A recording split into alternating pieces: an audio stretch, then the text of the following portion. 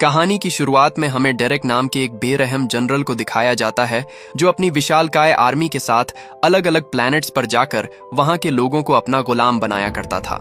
आज भी वो एक ऐसे ही ग्रह को तबाह करने आया था, पर वहां के लोगों ने उसकी मिलिट्री के आगे घुटने टेकने से मना कर दिया, जिसके बाद वो हजारों सालों से चली आ रही सभ्यता को बस कुछ ही मिनटों में डिस्ट्रॉय कर देता है। अब सिर्फ उन लोगों का मुखिया ही बचा था जो उससे अपने परिवार की जिंदगी की भीख मांगता है। डेरेक कहता है, डरो मत, तुम्हारा वंश खत्म नहीं होगा, उल्टा वो तो और आगे बढ़ेगा।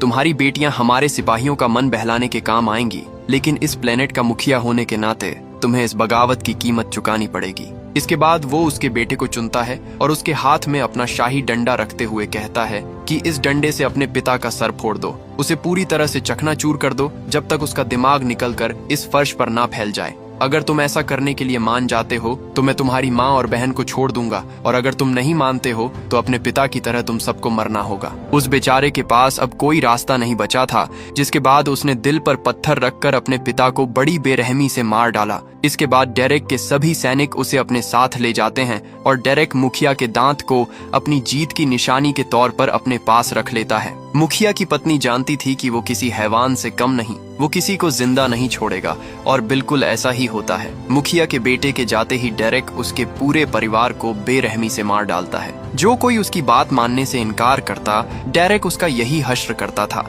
जिस वजह से अंतरिक्ष में मौजूद सभी प्लेनेट के लोगों में उसका और उसकी आर्मी का खौफ था। डेरेक और उसकी मिलिट्री के पास सब कुछ था सिवाय अनाज को छोड़कर, इसलिए अनाज के लिए उसे दूसरे प्लैनेट्स के किसानों पर डिपेंड रहना पड़ता था। जब भी उन्हें राशन की कमी पड़ती थी, वो जगह जगह जाकर वहां के किसानों से राशन को हथिया लिया करते थे, और अनाज लेने के लिए डेरेक फीनिक्स नाम के प्लेनेट पर आता है। यहाँ के लोग कड़ी मेहनत करके अपने लिए अनाज उगाते थे और उनकी जिंदगी में सब कुछ अच्छा चल रहा था, जब तक उन्होंने अपने सर पर डेरेक के शिप को मंडराते हुए नहीं देखा। माइक नाम का आदमी मुखिया से कहता है, क्यों ना हम सिर्फ अपनी जरूरत भर का सामान रख लें और बाकी का उन्हें बेच दें। वो लोग मार्केट से 3 गुना ज्यादा दाम देते हैं, पर सोफिया को ऐसा नहीं लगता था क्योंकि वो उन्हें अच्छे से जानती थी। वो कहती है, ये लोग उनसे उनका सब कुछ छीनने आए हैं, इसीलिए हम कितनी फसल उगाते हैं उसकी उन लोगों को भनक भी नहीं लगनी चाहिए। जल्द ही डेरेक अपने कुछ लोगों के साथ नीचे आता है और मुखिया उसे गले लगाकर उसका अच्छे से स्वागत करता है। डेरेक उसे बताता है कि उनका राशन खत्म हो रहा है, और ये बात तो आप जानते ही हैं कि बिना अनाज के कोई भी फौज कमजोर है। पर मुखिया उससे कहता है कि उनके यहाँ की जमीन पत्थरीली है और वो लोग मुश्किल से ही अपनी जरूरत भर का अनाज उगा पाते हैं। काश हमारे पास आपको देने भर का अनाज होता। ये कहकर उसने डेरेक को कुछ भी देने से मना कर दिया। हालांकि डेरेक को वहाँ की जमीन उपजाऊ लगी और लोगों के खिले हुए चेहरे देखकर उसे ऐसा लग ही नहीं रहा था कि गांव के खेत बंजर है। वो समझ गया कि मुखिया उससे झूठ बोल रहा है, जिसके बाद वो उसे सबके सामने बड़ी बेरहमी से मार डालता है। उसने माइक से कहा कि 8 हफ्ते बाद हम दोबारा आएंगे और तुम हमारे लिए 10,000 बोरियां अनाज तैयार रखोगे। माइक उसे बताता है कि हम मुश्किल से ही 12,000 बोरियां अनाज उगा पाते हैं, ऐसे तो हम भूखे मर जाएंगे। पर डेरेक को उनके मरने या जीने से कोई फर्क नहीं पड़ता था। जाते वक्त वो अपने कुछ सोल्जर्स को छोड़ जाता है जो उसके वापस आने तक उन पर नजर रखने वाले थे। वो सोल्जर्स अपने साथ विक्टर नाम का रोबोट भी लेकर आए थे, जो छोटे मोटे कामों में उनकी मदद करने वाला था। उनके वहां से जाते ही एक आदमी सैम नाम की लड़की के साथ बदतमीजी करने लगता है। वो उसे परेशान कर ही रहे थे कि तभी उसकी नजर विक्टर पर पड़ी। विक्टर की खास बात ये थी कि किसी वक्त वो मदर वर्ल्ड के शाही परिवार का बॉडीगार्ड हुआ करता था, लेकिन शाही परिवार की हत्या के बाद उसकी जिंदगी का कोई मकसद नहीं रहा और उसने हथियार डालकर फिर कभी लड़ने से मना कर दिया। सोल्जर्स कहते हैं कि इसकी प्रोग्रामिंग ही ऐसी है कि मैं चाहे जो भी करूं ये उल्टा जवाब नहीं देगा। अपनी बात साबित करने के लिए उसने विक्टर पर एक के बाद एक कई गोलियां चलाई, जिससे उसकी बॉडी काफी डैमेज हो जाती है। ये रोबोट उन्हें कुछ नहीं कहता और चुपचाप उसके सारे जुल्म सहता रहता है। वो चाहता तो उनसे लड़ सकता था, लेकिन किन्हीं कारणों से उसने अपने अंदर के फाइटिंग मैकेनिज्म को स्विच ऑफ कर रखा था। उसकी मदद के लिए जब एक सोल्जर आगे आया तो उसने उसके सर पर भी बंदूक तान दी। उनका कमांडर उन्हें विक्टर को परेशान करने से रोकता है और विक्टर को कहता है कि वो अपना मुंह धोकर फिर से काम पर लग जाए। जब विक्टर अपना मुंह धो रहा था तो सैम उससे मिलने आती है। सैम को उसके लिए बहुत बुरा लग रहा था, पर विक्टर उसे कहता है कि अब यही मेरी जिंदगी है और मुझे इसका जरा भी पछतावा नहीं। विक्टर उसे बताता है कि उसे देखकर उसे किसी की याद आ गई। वो उसके बारे में ज्यादा जिक्र नहीं करता, लेकिन उसके बारे में बात करके उसे बहुत तकलीफ हो रही थी। सैम उसके लिए एक फूलों का क्राउन बनाती है और उसके सर पर रखकर वहां से चली जाती है। पर हम देखते हैं कि उसके इस छोटे से एक्शन से विक्टर के अंदर फीलिंग्स आने लगती हैं। विक्टर को इससे पहले किसी ने भी इतना प्यार नहीं किया था, जिस वजह से उसकी प्रोग्रामिंग चेंज होने लगती है और अब वो प्यार को महसूस करने लगा था। उसी रात गांव वाले मिलकर ये फैसला करते हैं कि वो दिन रात मेहनत करके जनरल डेरेक के लिए उनकी जरूरत भर का अनाज उगाएंगे। वो अपने काम को ही अपनी ढाल बनाएंगे ताकि उसका गुस्सा शांत रहे और वो हमारे गांव को बख्श दे। हालांकि भीड़ में खड़ी सोफिया ये अच्छे से जानती थी कि उनमें से कोई जिंदा नहीं बचने वाला, इसलिए वो अपना सारा सामान पैक करके वहां से भागने की तैयारी करने लगती है। उसे इस तरह जाता देख उसके अंकल ने उसे रोकने की कोशिश की और कहा, क्यों ना हम उन लोगों से लड़े?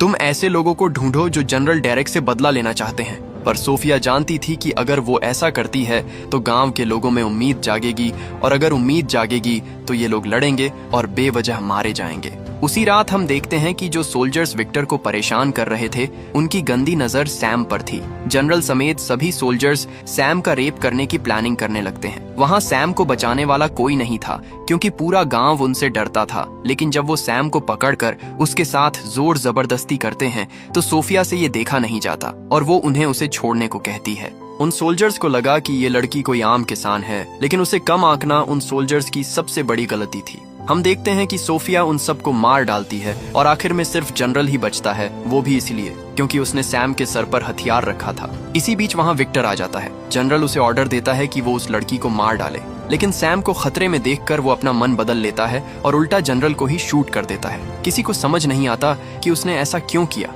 क्योंकि वो तो उनका वफादार था। लेकिन विक्टर बिना कुछ कहे सुने वहां से भाग जाता है। सभी किसान बहुत डरे हुए थे क्योंकि वो जानते थे कि अगर जनरल डेरेक अनाज लेने के लिए वापस आएगा और जब वो देखेगा कि हमने उसके सभी सोल्जर्स को मार दिया तो वो हमारे गांव को जलाकर राख कर देगा। सोफिया कहती हैं, अब हमें हथियार उठाने होंगे क्योंकि अगर हम नहीं लड़े तो मारे जाएंगे। हालांकि ये काम वो अकेले नहीं कर सकती थी। उसकी इतनी बड़ी आर्मी को टक्कर देने के लिए उसे ऐसे योद्धाओं की जरूरत थी जो जनरल डेरेक से उतनी ही नफरत करते हो जितनी की वो करते हैं। इसके बाद सोफिया माइक के साथ दूर अंतरिक्ष में उन योद्धाओं की खोज में निकल जाती है। माइक सोफिया से कहता है, हमें उनसे लड़ने की जरूरत क्या है? हम अपनी जरूरत भर का अनाज रखकर बाकी का सारा अनाज उन्हें दे देंगे। हम समझौता करेंगे तो वो शायद हम पर दया करें और हमें छोड़ दें। पर सोफिया उसे बताती है कि डेरेक दया करने वालों में से नहीं है, उससे छोटी छोटी बातें बर्दाश्त नहीं होती। फिर हमने तो उसके खिलाफ जंग छेड़ दी है।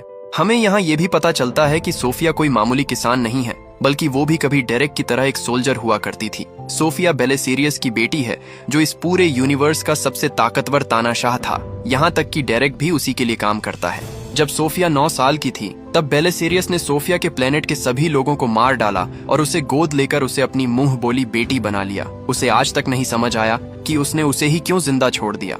बेलेसीरियस ने उसे ट्रेन करके उसे एक हत्यारा बनाया और एक दिन अपने पिता के लिए लड़ते लड़ते उसने उस आदमी को खो दिया जिससे वो इस कायनात में सबसे ज्यादा प्यार करती थी। सोफिया ने उस लड़ाई को तो जीत लिया, लेकिन उस लड़ाई में उसका प्रेमी शहीद हो गया, जिसके बाद वो भी एक बागी बन गई और तभी से वो इसी तरह मारी मारी फिरती है।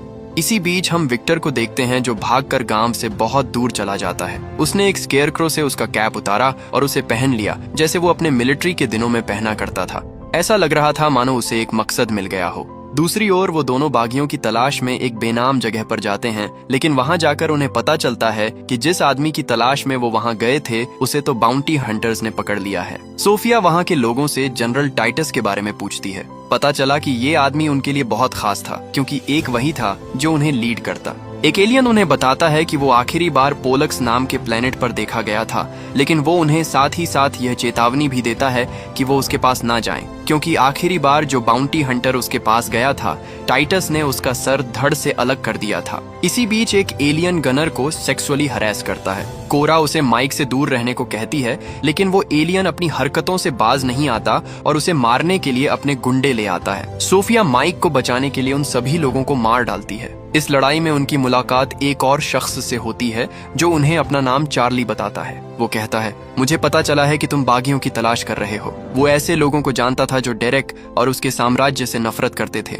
चार्ली उनसे उन्हें मिलवा सकता है, लेकिन उसके बदले में उसे ढेर सारे पैसे चाहिए। माइक उसे कहता है कि हमारे पास पैसे नहीं है, लेकिन थोड़ा सा अनाज है जो मेरे किसान भाइयों ने बड़ी मेहनत से उगाया है। इस दुनिया में अनाज की कीमत पैसों से कई ज्यादा थी, इसलिए चार्ली उसकी बात मान जाता है। उधर किसानों के गांव में वो लोग मिलकर एक पुराने शिप को ठीक करने की कोशिश कर रहे थे। शिप पुराना होने की वजह से उसे ठीक करना मुश्किल था। वो थोड़ी देर रुककर आराम करने की सोचते हैं। पर जब उनकी आंख खुली तो उन्होंने देखा कि कोई उनके लिए वहां खाना रख कर गया था, और तो और उसने उनकी शिप भी रिपेयर कर दी थी। पता चला कि ये कोई और नहीं बल्कि विक्टर था, जो छुपकर गांव वालों की मदद कर रहा था। वहीं दूसरी ओर चार्ली उन दोनों को एक लोहार के पास लेकर जाता है, जिसके यहाँ रूपर्ट नाम का आदमी पिछले कई सालों से गुलामी कर रहा था। सोफिया उसे साथ चलने को कहती है, लेकिन उसके ऊपर बहुत कर्ज था, जिसे चुकाने के लिए उसे इस लोहार की 12 साल और गुलामी करनी थी। लोहार खुशी खुशी उन्हें रूपर्ट देने को तैयार था, लेकिन उसके बदले में वो ढेर सारे पैसे मांगता है। माइक जब उसे बताता है कि उनके पास पैसे नहीं, तो वो उन्हें एक और ऑफर देता है। उसने रूपर्ट पर एक जुआ खेला और कहा, अगर तुम्हारे कहने पर रूपर्ट ने इस जंगली पक्षी को अपने काबू में कर लिया तो मैं इसे तुम्हारे लिए आजाद कर दूंगा, लेकिन अगर वो ऐसा नहीं कर पाया तो तुम दोनों को भी मेरी गुलामी करनी पड़ेगी। रूपर्ट के लिए यहाँ से निकलने का ये सुनहरा मौका था। वो उन्हें विश्वास दिलाता है कि वो ये कर लेगा। सोफिया उसके ऊपर भरोसा करती है और लोहार की शर्त को मंजूर कर लेती है, जिसके बाद रूपर्ट उस पक्षी के पास जाता है और उन शिकारियों को उस रस्सी को ढीला छोड़ने के लिए कहता है। ये एक जंगली पक्षी था जिसे काबू करना हर किसी के बस की बात नहीं थी, पर रूपर्ट बचपन से ही ऐसे जानवरों के बीच पला बड़ा था, इसलिए वो उसे बड़ी आसानी से काबू कर लेता है, जो देखकर सभी दंग रह गए। शर्त के मुताबिक उस लोहार को उसे आजाद करना पड़ता है। उसे लगा कि वो पक्षी अब पालतू बन चुका है, पर असल में ऐसा नहीं था। लोहार जैसे ही उसके पास गया, वो पक्षी उसे नोच कर मार डालता है। इसके बाद चार्ली उन्हें कोबाल्ट माइनिंग प्लेनेट पर लेकर जाता है, जहां उन्हें नेमेसिस नाम की एक और योद्धा मिलती है। नेमेसिस उन्हीं लोगों में से थी जिसके परिवार को डेरेक ने खत्म कर दिया, और तब से ही वो बदले की आग में जल रही है। हम देखते हैं कि जंग के बाद नेमेसिस ने अपने दोनों हाथों को काटकर खुद को आधा मशीन बना लिया था, और उसके पास लेजर कटाना भी थी। सोफिया ने जब उसे एक मकड़ी मॉन्स्टर से लड़ते हुए देखा तो वो समझ गई कि इस लड़की में दम है, जिसके बाद वो उसे अपनी टीम का हिस्सा बनने के लिए कहती है। नेमेसिस अब उनके साथ थी, लेकिन डेरेक को हराने के लिए सिर्फ 3 लोग काफी नहीं थे। उन्हें अभी भी जनरल टाइटस की जरूरत थी। जब वो टाइटस के प्लेनेट पर जाते हैं तो हम देखते हैं कि टाइटस नशे में किसी भिखारी की तरह जमीन पर पड़ा हुआ था। सोफिया को विश्वास नहीं होता कि ये वही आदमी है जिसे मदर वर्ल्ड के तानाशाह अपना सबसे बड़ा दुश्मन मानते हैं। वो लोग उसे नहला धुलाकर होश में लाते हैं, और सोफिया उसे उनके साथ मिलकर तानाशाह के खिलाफ बगावत करने के लिए कहती है। पर टाइटस के साथ पिछली बार जो हुआ था उससे वो बहुत डरा हुआ है, और वो नहीं चाहता था कि जो उसके साथ हुआ है वो किसी और के साथ भी हो। लेकिन कोरा के बहुत समझाने के बाद वो उनके साथ चलने को तैयार हो जाता है। अब उनके पास एक महान लीडर था और साथ ही में 2 जाबाज योद्धा, लेकिन उन्हें और भी लोगों की जरूरत थी। माइक ब्लड एक्स नाम के एक और बागी को जानता था, जिसके साथ उसने एक बार अनाज का सौदा किया था। वो सभी उसके पास जाते हैं और ब्लड एक्स को उसके साथ मिलकर जनरल के खिलाफ लड़ने के लिए कहते हैं। काफी सोचने के बाद ब्लड एक्स भी उनके साथ चलने को तैयार था, और वो अपने कुछ लोगों को भी उनकी टीम में शामिल कर लेता है। हम देखते हैं कि उन सभी के जाने के बाद डेरेक ब्लड एक्स के प्लेनेट पर आता है। उसे पता चल गया था कि कुछ लोग उसके खिलाफ साजिश कर रहे हैं, जिसके बाद नोबेल उन सभी लोगों को मार देता है जिन्होंने उन बागियों को रहने के लिए पनाह दी थी। उन सभी योद्धाओं को अब सोफिया के गांव जाना था। चार्ली जो पैदाइशी चोर हुआ करता था, वो भी उनका साथ देने का फैसला करता है, लेकिन उसके लिए उसे पहले अपनी पुरानी जिंदगी से पीछा छुड़ाना होगा। चार्ली उन्हें एक बंदरगाह पर लेकर जाता है जहां उसे एक जरूरी शिपमेंट डिलीवर करना था। उसके बाद वो वापस जा सकते थे, लेकिन सोफिया को जल्द ही समझ आ जाता है कि उसने चार्ली पर भरोसा करके बहुत बड़ी गलती की है। मौका पाते ही चार्ली उन सभी को बंदी बना लेता है। असल में चार्ली एक बाउंटी हंटर था और ये सब उसकी चाल थी। अगर वो उन सभी को अकेले पकड़ने जाता तो शायद कभी इतने लोगों को एक साथ इकट्ठा नहीं कर पाता, इसलिए उसने दिमाग लगाया और सबको डेरेक के खिलाफ एकजुट करके आसानी से धर दबोचा। चार्ली ने डेरेक से उन लोगों का सौदा किया था जिसके बदले उसे इतने पैसे मिलते कि वो मालामाल हो जाता। कुछ देर बाद वहाँ डेरेक आता है। वो उन सभी के एक साथ पकड़े जाने से बहुत खुश था, खासकर सोफिया के पकड़े जाने से, क्योंकि वो बेलेसेरिया की बेटी होने के साथ साथ इस ब्रह्मांड की मोस्ट वांटेड क्रिमिनल भी थी। वो माइक की ओर देखकर कहता है कि बाकियों का तो यहाँ होना समझ आता है, पर तुम इन लोगों के बीच में क्या कर रहे हो? चार्ली ने उसके हाथ में गन थमाई और उसे सोफिया को मारने को कहा। माइक ऐसा नहीं करना चाहता था, पर वो लोग उसे ऐसा करने को मजबूर करते हैं। अब बस उसे एक ट्रिगर दबाना था और वो लोग उसकी जान बख्श देते। पर माइक, जो चार्ली के इस धोखे से गुस्से में था, वो सोफिया की जगह उल्टा चार्ली पर हमला कर देता है और उसे आजाद कर देता है। आजाद होते ही वो सभी डेरेक और उसके सिपाहियों पर हमला कर देते हैं और देखते ही देखते उनके बीच जबरदस्त गोलीबारी शुरू हो जाती है। गुस्से से बौखलाया हुआ डेरेक अपने लोगों को उन पर फायरिंग करने को कहता है, जिसके बाद एक लड़ाकू जहाज उन पर अंधाधुंध गोलियां बरसाने लगता है। अपने सभी सिपाहियों को इस तरह खत्म होते देख ब्लड एक्स उन्हें रोकने के लिए उनकी शिप पर हमला कर देता है, लेकिन उनके ऊपर सीधे तौर पर हमला करना उसे बहुत भारी पड़ जाता है। शिप के कैप्टन ने उसके शरीर को गोलियों से छल्ली कर दिया, जिस वजह से ब्लड एक्स इस लड़ाई में मारा जाता है। हालांकि मरते मरते भी उसने उस शिप को डिस्ट्रॉय कर दिया, जिससे वो क्रैश करने लगा। एक बड़े धमाके के साथ डेरेक के काफी सोल्जर्स मारे जाते हैं और अब वो भी भाग नहीं सकता था। क्रैश होते ही शिप ने पोर्ट के 2 टुकड़े कर दिए, पर अलग होने से पहले सोफिया दूसरी ओर कूद जाती है। जब धुआं छटा तो डेरेक उसे ढूंढने लगा, पर वो उसे कहीं नहीं दिखाई देती। वो नीचे गिरकर मर गई होगी ये सोचकर वो खुश हो ही रहा था कि तभी सोफिया ने ऊपर से उस पर हमला कर दिया। उन दोनों के बीच जबरदस्त फाइट होती है, पर डेरेक ने उसे मारकर नीचे फेंक दिया। सोफिया किसी तरह हिम्मत करके वापस ऊपर आती है और इस बार उस पर ऐसे ऐसे वार करती है जो डेरेक सोच भी नहीं सकता था। उसने सबसे पहले उसका बायां हाथ तोड़ा, उसके बाद दायां, और अगर इतना कम था तो वो उसकी टांग भी तोड़ देती है। उसने उसी की छड़ी को उसके सीने में घुसा दिया, जिससे उसकी हालत बद से बदतर हो गई। आखिर में वो उसे मारकर उसके सारे दांत तोड़ देती है और इस तरह सोफिया ने डेरेक को उसी दर्द का एहसास कराया जो उसने दूसरों को दिया था। अगले ही पल उसने डेरेक को उस हजारों फीट गहरी खाई में धकेल दिया, जहां से लौटना नामुमकिन था। उन्हें लगा कि अब उनका गांव सुरक्षित है, क्योंकि नियम के मुताबिक जनरल के मरने के बाद सभी सोल्जर्स को मदरशिप के साथ वापस अपने प्लेनेट लौटना होता है। पर अफसोस ऐसा नहीं होता। उनके वहां से जाने के बाद वो लोग डेरेक को ढूंढ निकालते हैं। वो उन्हें समुद्र किनारे अधमरी हालत में पड़ा हुआ मिला, जो अपनी आखिरी सांसें गिन रहा था। वो लोग उसे वापस लेकर आते हैं और उसे एक खास लिक्विड में डाल देते हैं जो उसे रिपेयर करने लगा। डेरेक को जब होश आया तो वो खुद को बेलिसेरियस के सामने खड़ा पाता है, जो उस पर बहुत गुस्सा था।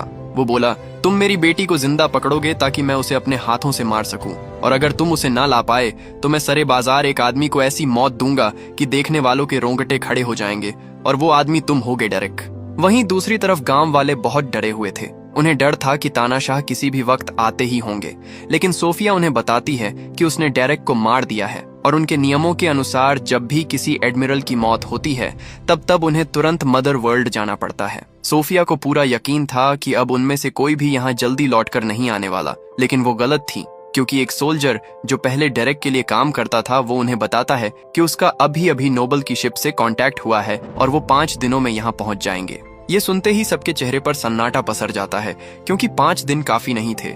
टाइटस जानता था कि यहाँ उनका सबसे बड़ा हथियार सिर्फ अनाज था, क्योंकि अगर उन्हें पता चल गया कि गांव वालों ने हमें पनाह दी है और ऊपर से किसानों के पास अनाज भी नहीं है, तो वो इस पूरे गांव को ऊपर से ही खत्म कर देंगे। अगर उन्होंने आसमान से ही गोले बारूद दागने शुरू कर दिए तो उनसे जीतना तो दूर, हमें उनसे लड़ने तक का मौका नहीं मिलेगा। टाइटस सभी किसानों को कहता है कि उन्हें अगले 3 दिनों में ही फसल की कटाई करनी होगी। किसान जानते थे कि ये काम नामुमकिन है, लेकिन फिर भी उनमें से कोई भी काम करने से मना नहीं करता और अगली सुबह वो सभी फसल की कटाई में जुट जाते हैं। देखते ही देखते उन्होंने अगले 3 दिनों में पूरी फसल काटकर अनाज तैयार कर लिया था।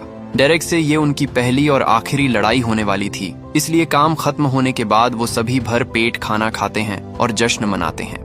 माइक सोफिया से पूछता है कि तुमने ऐसा क्या किया जिसकी वजह से तुम इस ब्रह्मांड की सबसे बड़ी अपराधी बन गई। जिस पर सोफिया उसे बताती है कि जब वो अपने पिता के लिए काम करती थी तो वफादारी और बहादुरी को देखते हुए उन्होंने उसे राजकुमारी के अंग रक्षक के तौर पर नियुक्त किया। वो बताती है कि राजकुमारी के पास दिव्य शक्तियां थीं और वो किसी भी मरे हुए को जिंदा कर सकती थी। राजा ने सोचा कि उनकी बेटी इस पूरी दुनिया में शांति का प्रतीक बनेगी। उन्होंने फैसला किया कि अब से वो अपने साम्राज्य को त्याग कर ब्रह्मांड में शांति कायम करेंगे। लेकिन मेरे पिता राजा की बातों से सहमत नहीं थे। वो अपनी सालों की मेहनत को किसी छोटी बच्ची की वजह से बर्बाद नहीं होने देना चाहते थे, इसलिए उन्होंने धोखे से राजा और उसके परिवार को मरवा दिया और उन्होंने मुझे भी राजकुमारी को मारने के लिए मजबूर किया। सोफिया कहती हैं कि जब उसने राजकुमारी को मारा तब मेरे पिता ने भरी सभा में मुझ पर शाही परिवार को खत्म करने का इल्जाम लगाया और इस तरह मैं उस गुनाह की दोषी बन गई जो मैंने कभी किया ही नहीं।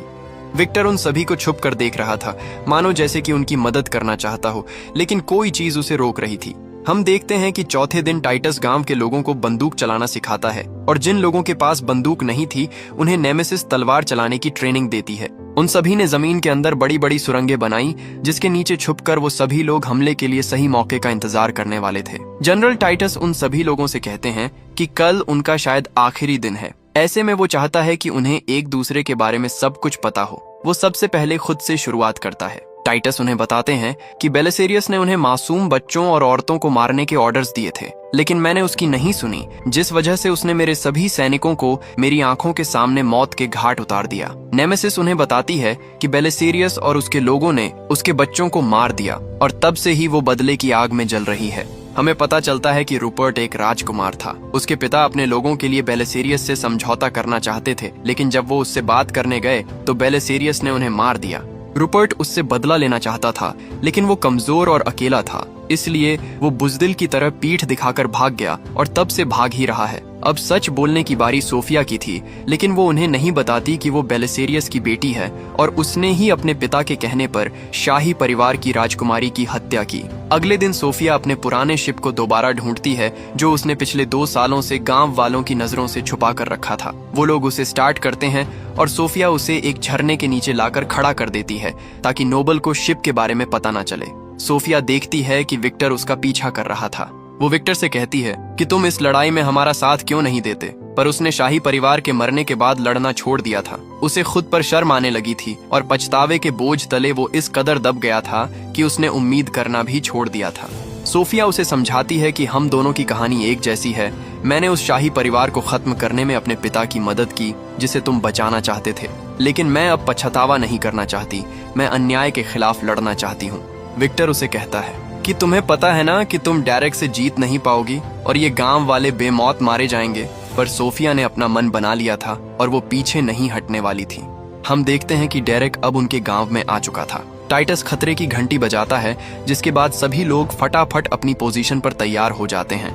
डेरेक देखता है कि गांव वालों ने अनाज की बोरियां पूरे गांव में फैला रखी थीं। वो जानता था कि अगर उसने गांव पर हमला किया तो उनकी फसल भी नष्ट हो जाएगी, इसलिए उसे मजबूरन अपनी जहाजों को लैंड कराना पड़ता है। वो सोफिया के सामने आता है और उसे कहता है कि तुम्हें ये सब करके क्या हासिल होगा। सोफिया उसे कहती है कि ये गांव वाले तुम्हें तुम्हारी जरूरत का अनाज दे देंगे, लेकिन अगर तुमने जोर जबरदस्ती की तो तुम्हें इसका अंजाम भुगतना पड़ेगा। डेरेक बोला, तुम्हें क्या लगता है कि मुझे पता नहीं कि तुमने गांव वालों को कहाँ छुपा रखा है? मैं तो यहाँ बस तुम्हारा ध्यान भटकाने आया हूँ। अब तक तो मेरे सिपाहियों ने इस गांव की औरतों और बच्चों को अपने कब्जे में कर लिया होगा। तुमने जिन लोगों को मेरे खिलाफ लड़ने के लिए इकट्ठा किया है, बेलिसेरियस उन्हें इतना बड़ा खतरा नहीं मानते जितना कि वो तुम्हें मानते हैं। अगर तुम मेरे साथ चुपचाप चलने को तैयार हो तो मैं इन गांव वालों और तुम्हारे उन दोस्तों की जान बख्श दूंगा। सोफिया खतरे की घंटी बजाने से मना करती है, क्योंकि वह जानती थी कि अब कुछ भी उसके हाथ में नहीं है। वो माइक को आखिरी बार अलविदा कहने जाती है, पर माइक उसे समझाता है कि उसके जाने के बाद ये अपने वादे को पूरा नहीं करेगा और हमें मार देगा। पर फिर भी सोफिया वहां से जाने लगती है, जिसके बाद उसे रोकने के लिए वो खुद खतरे की घंटी बजा देता है। पलक झपकते ही गांव वालों ने अचानक से बाहर निकलकर उनके ऊपर हमला कर दिया। उन्होंने डेरेक के कई जहाजों को नष्ट कर दिया और एक बड़े धमाके में उसके कई सैनिक घायल हो जाते हैं। डेरेक उस सुरंग में घुसकर एक एक आदमी को बड़ी बेरहमी से मारने लगता है। गनर कोरा को अपने साथ उसकी शिप पर लेकर जाता है, क्योंकि अगर उन्हें हराना है तो सबसे पहले उन्हें डेरेक की उस शिप को डिस्ट्रॉय करना होगा जहां से नोबल अपने सैनिकों को भेज रहा था। दूसरी तरफ गांव वाले बड़ी बहादुरी से उन सिपाहियों का मुकाबला करते हैं। शुरुआत में तो वो कई सैनिकों को मार गिराते हैं, लेकिन उनकी टुकड़ी रुकने का नाम ही नहीं ले रही थी। गांव के बच्चों और औरतों की रक्षा करते करते नेमेसिस बुरी तरह घायल हो जाती है और एक सोल्जर उस पर हमला करके उसे मार डालता है। हम देखते हैं कि सोफिया अपनी शिप को लेकर उस स्पेस शिप की ओर निकल पड़ती है। वो ऐसा दिखावा करते हैं कि जैसे उनकी शिप खराब हो गई है और वो शिप के कमांडर से अंदर आने की परमिशन मांगते हैं। हम देखते हैं कि उनका ये नुस्खा काम कर गया था और वो उस शिप के अंदर घुस गए थे। शिप के अंदर आते ही वो कंट्रोल रूम की ओर जाने लगते हैं, क्योंकि अगर उसे काबू कर लिया तो वो और सैनिकों को गांव में आने से रोक सकते थे। हम देखते हैं कि टाइटस और रूपर्ट ने गांव वालों के साथ मिलकर नोबल के सभी सैनिकों को मार गिराया था। वो अपनी जीत को लेकर खुश हो ही रहे थे कि तभी वो और जहाजों को उनकी ओर आते हुए देखते हैं। ये जहाज उन लोगों पर अंधाधुंध फायरिंग करते हैं, जिसमें कई गांव वाले अपनी जान से हाथ धो बैठते हैं। निहत्थे किसानों की लड़ाई रुकने का नाम नहीं ले रही थी और अब उन्हें एहसास हो गया था कि वो इस लड़ाई को हार चुके हैं। दूसरी ओर जब सोफिया उस शिप में एक्सप्लोसिव लगा रही थी तो सैनिक उसे ऐसा करते हुए देख लेते हैं। सोफिया उन सभी को मार तो देती है, लेकिन उन्होंने मरने से पहले डेरेक को उसके बारे में रिपोर्ट कर दिया था। डेरेक उस पूरे गांव को खत्म करने को कहता है, ये जानते हुए भी कि वहां उनके लिए ढेर सारा अनाज था। एक सोल्जर डेरेक को बताता है कि अभी भी हमारे कुछ सैनिक नीचे हैं, अगर गांव पर हमला किया तो वो भी मारे जाएंगे। पर नोबल कहता है कि उसे उनकी कोई परवाह नहीं, वो मारे जाएंगे तो इससे अनाज खाने वाले ही कम होंगे और ये हमारे लिए अच्छी बात है। बाकी के गांव वाले भी बहादुरी से उन सैनिकों का सामना करते हैं, लेकिन जब उन्हें लगने लगा कि वो इस लड़ाई को नहीं जीत सकते, तभी उनके सामने कुछ ऐसा होता है जिसकी उन्होंने कभी उम्मीद नहीं की थी। हम देखते हैं कि वहां विक्टर आता है और उन गांव वालों के खिलाफ खड़े हर एक सैनिक को बड़ी बेरहमी से मार डालता है। इस तरह नीचे की जंग तो उन्होंने जीत ली, लेकिन सबसे बड़ा खतरा अभी भी उनके सिर के ऊपर मंडरा रहा था। वो लोग मिसाइल दागने के लिए बटन दबाने ही वाले थे कि तभी उनकी शिप में एक धमाका होता है। ये धमाका इतना बड़ा था कि उनका निशाना चूक जाता है और मिसाइल गांव से मीलों दूर जाकर गिरती है। नोबल का पूरा शिप टुकड़ों में बिखर कर नीचे गिर रहा था। अपनी इस हार से आग बबूला हुआ डेरेक सोफिया को ढूंढ निकालता है और उसे मारने के लिए उससे मुकाबला करता है। इसी बीच माइक सोफिया को बचाने की कोशिश करता है, लेकिन नोबल उसे गोली मार देता है। उस शिप के साथ वो तीनों भी नीचे गिर रहे थे, पर उनकी लड़ाई रुकने का नाम ही नहीं ले रही थी। इसी बीच डेरेक की तलवार उसके हाथ से छूट जाती है और अब वो निहत्था था। डेरेक सोफिया का दम घोंटकर उसे मारने ही वाला था कि तभी माइक पीछे से उस पर हमला करके डेरेक को घायल कर देता है। सोफिया जरा भी देर नहीं करती और वो खुद को उसके हाथों से छुड़ाकर डेरेक के सिर को उसके धड़ से अलग कर देती है। डेरेक पिछली बार की तरह इस बार भी बहुत बुरी मौत मारा गया, लेकिन उसकी आर्मी उस शिप से सही सलामत निकल जाती है और वो सभी गांव की ओर ही जा रहे थे। उस शिप के नीचे गिरने से पहले सोफिया भी माइक के साथ वहां से भाग निकलती है और गांव से कुछ दूर जाकर उनका शिप क्रैश कर जाता है। हम देखते हैं कि माइक का बहुत सारा खून बह चुका था और अब उसका बचना मुश्किल था, लेकिन उसे इस बात की खुशी थी कि वो बेवजह नहीं मर रहा। माइक जाने से पहले सोफिया से कहता है कि वो उसे प्यार करता है और हमेशा उससे प्यार करता रहेगा, और इतना कहकर वो अपना दम तोड़ देता है। इसी बीच हम देखते हैं कि ब्लड एक्स की बहन वहां पहुंचकर उन सभी सिपाहियों को मार गिराती है जो शिप से बच निकले थे, और उनमें से कोई भी उस गांव का बाल भी बाका नहीं कर पाता। उन लोगों ने इस जंग को तो जीत लिया, लेकिन डेरेक अकेला नहीं था, बल्कि उसके जैसे कई तानाशाह थे जो अब भी ब्रह्मांड में ना जाने कितने किसानों और मासूम लोगों पर जुल्म बरसा रहे थे। इस लड़ाई में शहीद सभी लोगों का अंतिम संस्कार किया जाता है और उनकी आत्मा की शांति के लिए प्रार्थना की जाती है। सोफिया, जो माइक की मौत से बहुत दुखी थी, गांव वालों को बताती है कि उसने उन्हें अपने बारे में झूठ बोला। असल में वो बेलिसेरियस की बेटी है, लेकिन टाइटस ये पहले से जानता था। गांव वाले उसे माफ कर देते हैं और टाइटस उसे बताता है कि तुमने उस दिन राजकुमारी को मारा जरूर था, लेकिन वो मरी नहीं है, वो अभी भी जिंदा है और कहीं छुपी हुई है। अगर हमें बेलिसेरियस से लड़ना है तो हमें राजकुमारी को ढूंढना होगा। राजकुमारी जिंदा है ये खबर सुनकर सोफिया बहुत खुश होती है और वो सभी फैसला करते हैं कि वो राजकुमारी को ढूंढकर बेलिसेरियस के साम्राज्य को नष्ट कर देंगे। इसी के साथ ये मूवी यहीं पर खत्म हो जाती है। उम्मीद करता हूँ कि आपको ये मूवी पसंद आई होगी। Thank you for watching.